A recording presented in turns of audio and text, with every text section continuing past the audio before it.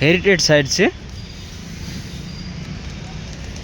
ને 18મી સદીમાં એમ કહેવાય ને કે અંગ્રેજો આ જગ્યાએ આવેલા ને તેઓ એમ કહેવાય કે યુદ્ધો લડેલા ને ત્યારે એમ કહેવાય કે 1818મી એટલે 19મી સદીમાં તે લોકોએ એમ કહેવાય કે આ જગ્યાએ યુદ્ધ કરીને જે શહીદ વીરગતિ પામ્યા હોય ને તો તેમની એમ કહેવાય કે અહીં છે ને તેમની કબરો આવેલી છે. કતારગામ 4 રસ્તાથી નજીક આવેલું છે બ્રિટિશ સિમેન્ટ્રી. તો આજે હું આ બ્રિટિશ સિમેન્ટ્રીની મુલાકાતે આવી ગયો છું. જોવો છો બ્રિટિશ સિમેન્ટ્રી.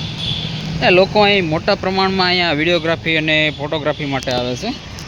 તો હેલો ગાઈસ, સ્વાગત છે મારી યુટ્યુબ ચેનલ ગુજરાતી ટ્રાવેલરમાં. જોવો છો રક્ષિત સ્મારક એસએમસી દ્વારા તેને એમ કહેવાય ને કે હેરિટેજ સાઇટ તરીકે ગણવામાં આવી છે. જુઓ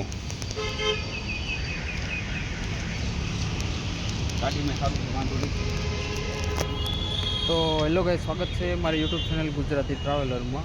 તો આજે આવી ગયો છું બ્રિટિશ સિમેન્ટ્રી કે જે સુરતના કતારગામ જે 4 રસ્તા છે ને ત્યાંથી નજીક જ આવેલી છે.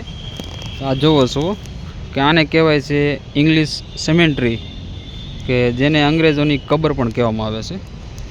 જોવો છો આ વિશાળ જે સ્મારકો, જુઓ અલગ અલગ નાના મોટા જે ગુંબજો જેવા રચનાઓ પણ આવેલી છે. ને આ એક હેરિટેજ સાઇટ છે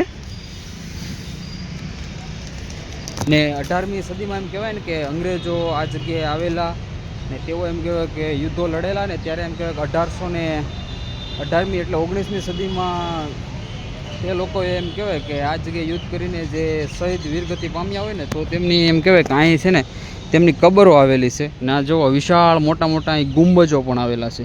જોવો છો સામે પણ વિશાળ ગુંબજો છે.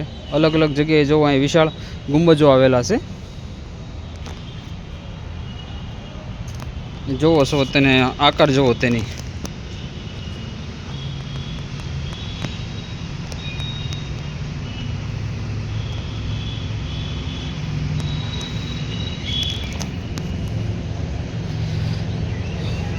જે ધરોહર સાઈડ એમ કહેવાય સ્મારકો હોય છે ને તેને આપણે છે ને તેની જાળવણી તો કરવી જ પડે છે. ને આ જો વિશાળ ટોમ્બ, આપણે એને જેને ટોમ્બને કહે ને કબર, જ્યાં તેને દફનાવવામાં આવેલા છે. 200 જેટલા જે બ્રિટિશ જે અધિકારીઓ છે ને તેમને એમ કહેવાય કે કબરોમાં દફનાવવામાં આવેલા છે. તેમનું નિર્માણ કહેવાય કે 1849ની સાલમાં થયું હોવાનું કહેવામાં આવે. આ જુઓ તમે અહીંયા એક કબર આવેલી છે ને તેનું કામ પણ, કબરનું કામ જુઓ, આ ટોમ છે ને તે. ને અહીંયા અલગ અલગ જે સ્મારકો જોવો છો, કબરો અહીં ઘણી મોટા પ્રમાણમાં કબરો અહીં જોવા મળે તમને.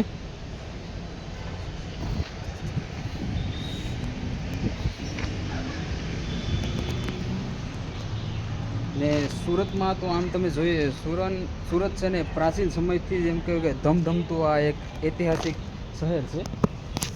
ને અહીં જોવો છો આ કબરને દફન અત્યારે તો બંધ હાલતમાં છે.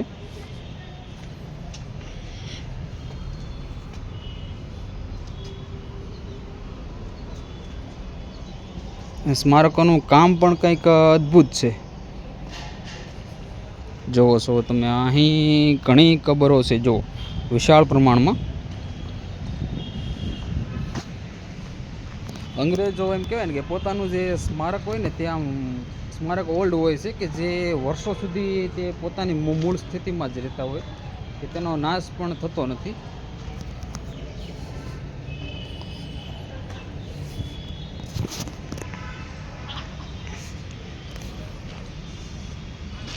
જો આ કબરને અહીંયા તમને ઘણી બધી કબરો જોવા મળે છે. ને લોકો અહીં આવે છે ફોટોગ્રાફી, વિડીયોગ્રાફી, ઘણા લોકો તેઓ એમ કહેવાય આ જગ્યાએ કરતા હોય. તો ગુજરાતી ટ્રાવેલર આજે આવ્યો છે આ કબરને વિઝિટ કરવા, કે જે સુરતના કતારગામ 4 દરવાજા છે ને ત્યાં આવેલું છે.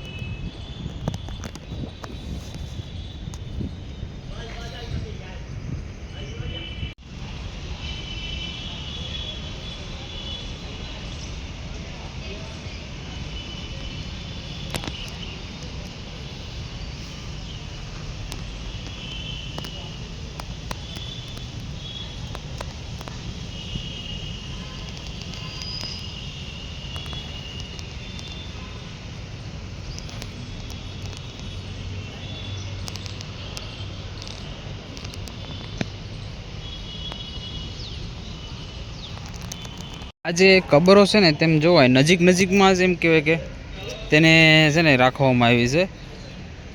જુઓ એક વિશાળ આ કબ્રસ્તાન છે કે જેને અંગ્રેજોને એમ કહેવાય ને કે ઇંગ્લિશ મેનને અહીં દફનાવવામાં આવેલા, ને પુરાવા ઘણા છે કે આ જગ્યા હેરિટેજ સાઇટ તરીકે પણ આપણે તેને ઘોષિત કરી શકીએ.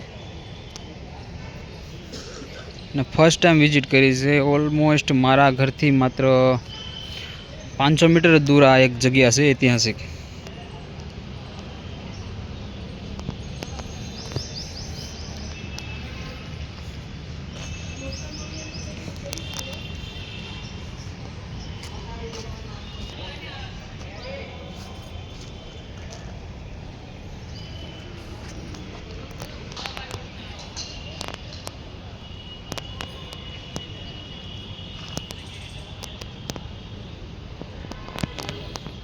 ને લોકો જો અહીં ફોટોગ્રાફી વિડીયોગ્રાફી માટે આવતા જ હોય છે. તો ગુજરાતી ટ્રાવેલર પણ એમ કહેવાય કે આ જગ્યાએ આવી ગયો છે.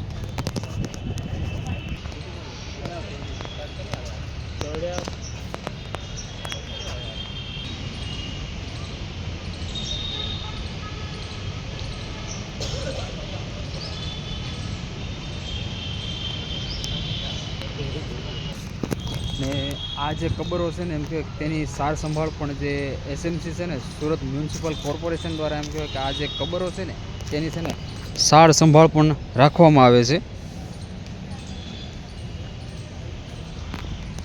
ને આ રેગ્યુલર એમ કહેવાય કે 8 થી રાતના 6 વાગ્યા સુધી ઓપન રહે છે. ડેઇલી સન્ડે ટુ મંડે ડેઇલી ઓપન જ હોય છે. તમારે આ જગ્યાએ ગમે ત્યારે આવવું હોય તો તમે આ જગ્યાને વિઝિટ કરી શકો છો કે જે કતારગામ 4 દરવાજા છે ને ત્યાંથી થોડેક જ નજીક આવેલી છે આ એક ઐતિહાસિક જગ્યા.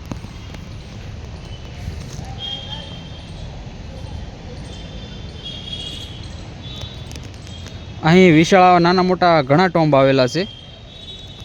તો આજે આવી ગયો તો હું આ બ્રિટિશ સેમેન્ટ્રીની મુલાકાતે. ને મારો વિડીયો જો ગમે તો લાઈક કરજો, શેર કરજો અને જો મન થાય તો સબસ્ક્રાઈબ પણ કરજો મારી યુટ્યુબ ચેનલ ગુજરાતી ટ્રાવેલરને.